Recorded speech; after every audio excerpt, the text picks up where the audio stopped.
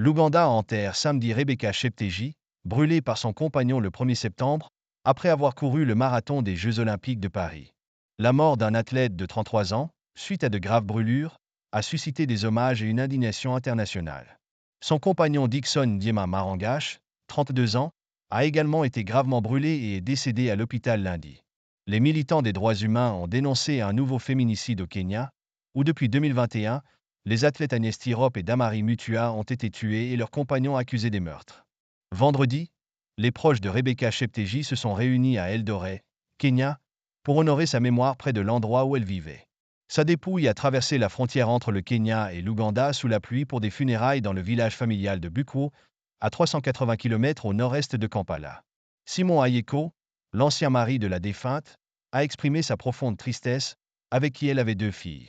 Il a exprimé sa difficulté en tant que père et a expliqué qu'il n'avait pas pu annoncer la nouvelle à leurs enfants, ajoutant qu'il leur dirait la vérité petit à petit. Conflit concernant l'utilisation ou la propriété d'un terrain.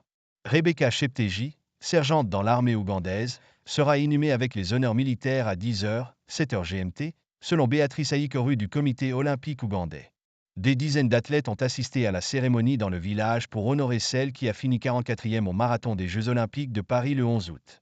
Elle a énormément promu l'athlétisme jusqu'à la fin de sa vie, a déclaré Alex Malinga, qui l'avait entraînée adolescente.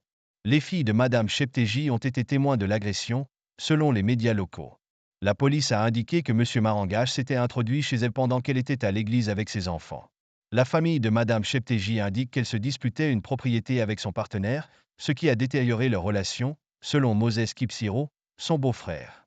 M. Kipsiro, originaire de Bukuo, a déclaré ne pas savoir qu'il y avait un problème après s'être entraîné avec Rebecca Cheptegei.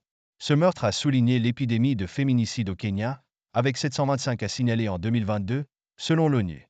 Un rapport du Bureau national des statistiques du Kenya indique que 34% des femmes de 15 à 49 ans ont subi des violences physiques depuis l'âge de 15 ans.